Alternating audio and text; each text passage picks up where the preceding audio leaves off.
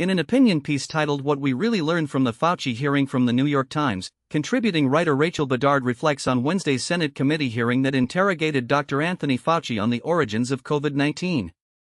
Bedard, a geriatrician and palliative care doctor, describes the hearing as a shocking performance where Fauci barely spoke while everyone else spent some 3 hours projecting their emotions onto him. Senator Rand Paul of Kentucky, the committee chair, cast himself as a contemporary Joe McCarthy intent on ferreting out the truth about one man's supposed crimes against his country.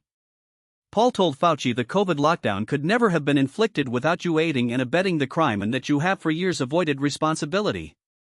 Just before leaving office, President Joe Biden provided Fauci with a blanket pardon covering all of his activities from 2014 to early 2025.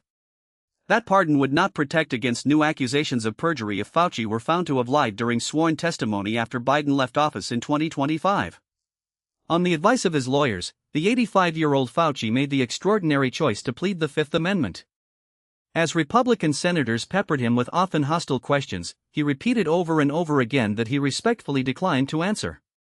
By doing so, Fauci became the speechless cipher to whom committee Republicans and Democrats argued their irreconcilable stories about the pandemic, but also more broadly about science and public health in America. The effect was a useless drama that offered zero insights to a public desperate for them. Paul personally and directly accuses Fauci of funding dangerous gain-of-function research in Wuhan, China, that may have resulted in a lab leak releasing SARS-CoV-2 into the world, which Fauci denies. Paul also accuses Fauci of promoting mitigation policies that infringed on civil liberties, profiting off his pandemic-era fame, and hiding the truth about what he knew about the virus's origins and when. Fauci has faced congressional grilling numerous times before both the House and the Senate. In the days before this event, Paul released more than 1,100 pages of Fauci's diary entries. Those entries were apparently written on computers associated with his government account and were retrieved by Health Secretary Robert F. Kennedy Jr. and his staff, who provided them to Senator Paul. Excerpts from Fauci's private writings, including his reflections on conversations with celebrities and his growing award collection, seem to affirm the right's portrayal of him as a self-regarding operator who was flattered rather than humbled by the attention he received during a national crisis.